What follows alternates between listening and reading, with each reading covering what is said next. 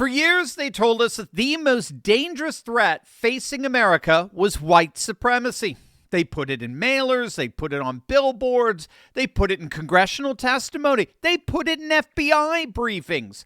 And they told everyone who would listen that without the Southern Poverty Law Center, the SPLC, standing in the breach, the Klan would be running the country. George Clooney believed them, wrote him $1 million check. Apple's Tim Cook believed them, also wrote him $1 million check. J.P. Morgan Chase wrote them a $500,000 check. And now we're finding out, thanks to a grand jury indictment, that every single dollar of it, every single dollar, was allegedly going straight into the pockets of the very people and organizations that the SPLC told us they were fighting. They just got caught red-handed concocting the very hate they used to fill their own coffers. And now the organization that once insinuated that Elon Musk was a Nazi is finding out they're not going to be able to smear their way out of this one. Hey gang, it's me, Dr. Steve, your Patriot Professor, enjoying yet another glorious day in the Trumpian golden age that you made possible back in November of 2024. So if you want a front row seat on how you continue to change the world one indictment at a time in ways you never even imagined, make sure to smack that bell and subscribe button. The new acting Attorney General, Todd Blanche, just showed us precisely what he's made of with one of the most significant takedowns yet. We're witnessing one of the most extraordinary and damning scandals in the history of American civil society, the federal indictment of the Southern Poverty Law Center, the organization that for decades served as the left's premier instrument of reputational destruction against conservatives, Christians, and anyone who dared to disagree with the progressive agenda. And the indictment reveals not just corruption, not just fraud, but something far darker, a deliberate, decade-long scheme to manufacture the very hate they claimed to be fighting, to keep the fire burning so they could keep collecting the money to put it out. And when you see how deep this goes, from Charlottesville to the Biden White House to the targeting of Catholic parents across America, you're going to understand that this was never about fighting hate.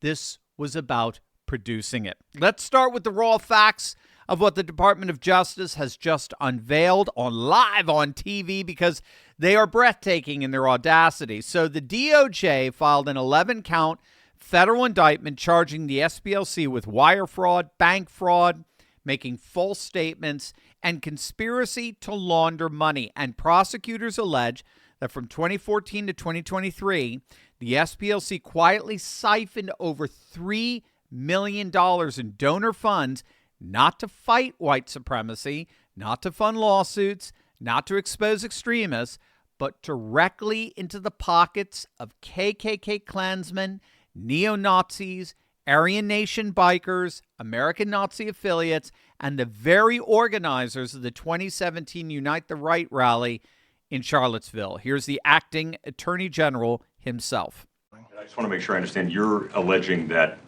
the Southern Poverty Law Center was paying the leaders of KKK and other groups to continue their operations? Is that?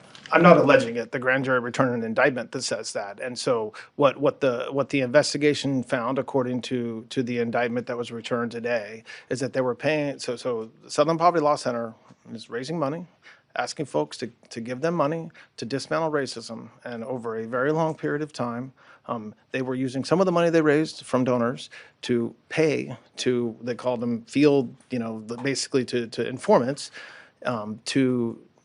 for information, for access, to just pay them for certain, to do certain things. And so, yes, that's exactly what the indictment charges. And the mechanics of how they allegedly did this are extraordinary.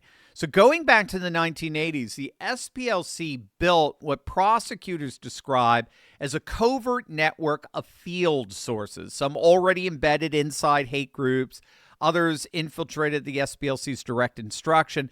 And these sources were paid through a labyrinth of shell bank accounts created under fictitious names, including the Center Investigative Agency, Fox Photography, Northwest Technologies, Rare Books Warehouse, with funds routed through prepaid cards and cutout accounts with false information fed to banks about who actually controlled the money. As one analyst plainly put it, this is not sloppy nonprofit accounting.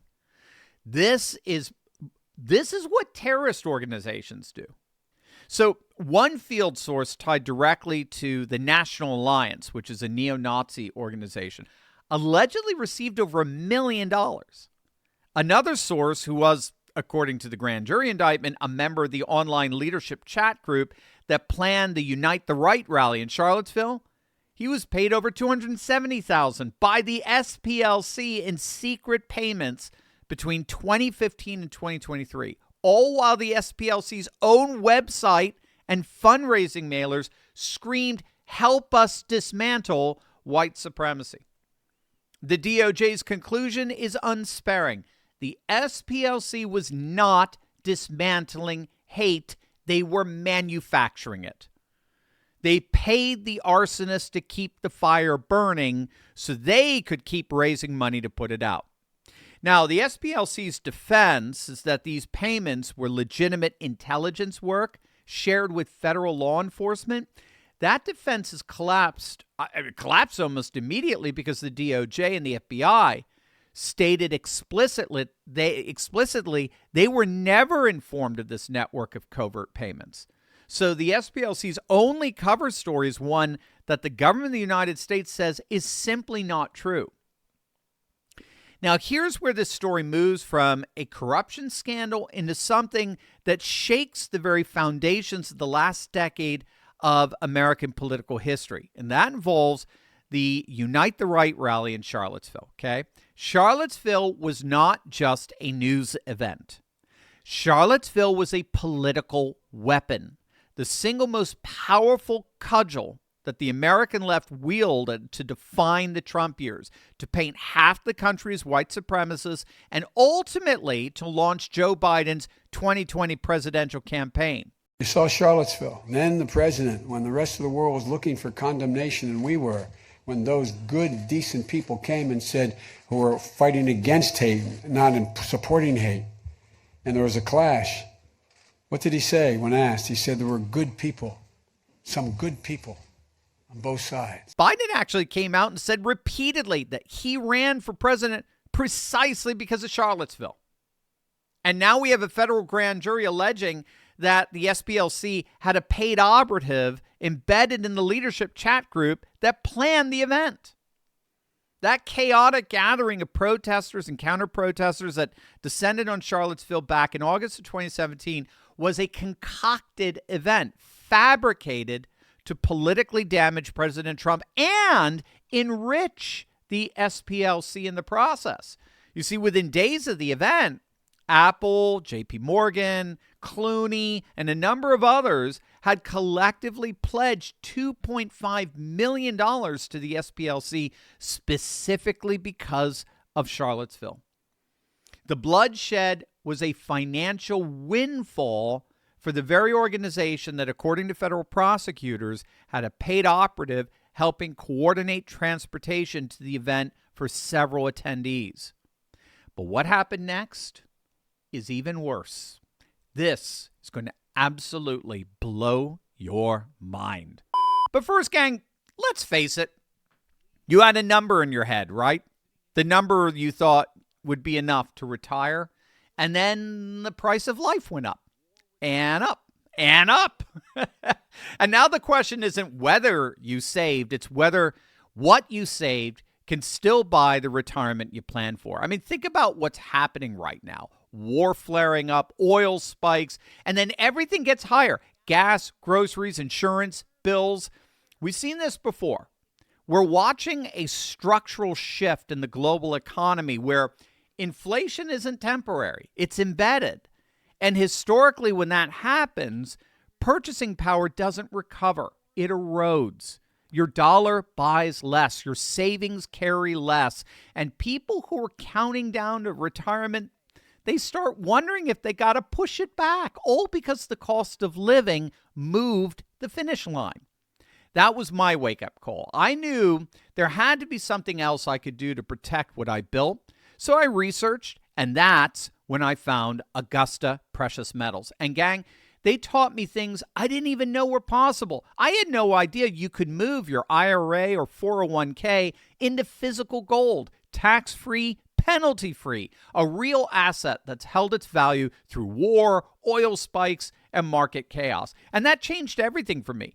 I've spoken with Augusta's education team. These guys know their stuff, and they explain it so clearly. So here's what I recommend you do right now. Go to turleybuysgold.com or text Turley to 35052 to get Augusta's free gold IRA guide. That's turleybuysgold.com or text Turley to 35052 because the retirement you dreamed of is still possible, but only if you protect it. Here's what makes this even more extraordinary. In the immediate aftermath of Charlottesville, when voices on the right raised the possibility that something wasn't right here, that something was clearly staged, that the event had been deliberately agitated, the SPLC led the charge in calling those concerns a, quote, ludicrous conspiracy theory that only proved the dangerous link between the conspiratorial extreme right and the racist alt-right. The organization allegedly running the false flag operation was simultaneously the loudest voice insisting that anyone who suspected a false flag operation was themselves an extremist. Gang, that's not irony. That is the very definition of a con. And the way this con worked is absolutely key to understanding the SPLC and its role in the modern left, particularly its business model role for the modern left. And fortunately, a number of outlets have previously exposed the SPLC for weaponizing race and bigotry for their own profit. And the key here is the way they manufactured racism for their own financial gain. So first you start by creating or intensifying the very danger you publicly claim to be fighting. Money flows quietly into radicals, making them louder, more active. The public sees a bigger threat. You point to that threat, and you collect more donations, more moral authority, more media deference, and more political leverage. And you just repeat the cycle. The institution stokes the danger, and then the danger in turn feeds the institution with diagnosis and narratives, which diagnoses and narrates the danger. And as long as a portion of the money they're getting makes sure that the fire never fully goes out, they'll continue to collect to the tune of millions of dollars. But the SPLC perfected this business model by weaponizing racism and racist labels. So what they were so effective in doing was taking out members of the political right by effectively smearing them with labels such as racist, extremists, terrorists, conspiratorialists, which functioned as tools of political isolation. So nobody wanted to be associated with you if you were publicly seen as a racist or a bigot by the SPLC. So left-wing interest groups paid the SPLC big bucks to personally assassinate the characters of their political opponents. So, for example, one of the groups that the SPLC stigmatized was none other than TPUSA. Charlie Kirk's organization, a Christian organization, was labeled by the SPLC officially as a hate group. Same with traditionalist Catholics. Same with concerned parents who showed up at school board meetings. So it wasn't just simply funding hate groups to justify their own existence. It was weaponizing that justification by tarring and feathering perfectly innocent people and organizations solely to profit off that weaponization. They monetized the fear that they manufactured into direct political power. And now it's all coming crashing down. This was never just a fundraising scam. The SPLC was central to the means by which the political left, most particularly the Biden administration, targeted American citizens. That political machine has just been exposed. The indictments have been filed. The donors are being named. The shell companies are being documented. The Charlottesville hoax is being exposed. The Democrat ties are being made public. And the American people The Catholics targeted en masse, the parents labeled extremists for attending school board meetings, the conservatives smeared as white nationalists for opposing open borders. Everyone who ever had their name placed on that map now knows that the organization doing the labeling was allegedly writing checks to the Klan the entire time.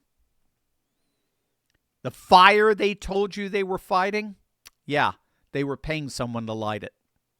It's now the SPLC that's about to find out what it feels like to be on the wrong side of a federal indictment, labeled, exposed, and unable to smear its way out. Hey, before you go, gang, do not miss out. Every Friday, my weekly wrap-up gives you everything you missed during the week. Live streams, top videos, podcasts, events, and the week's biggest Patriot wins. Sign up free at turley.pub/recap and start ending your week with faith, family, and freedom.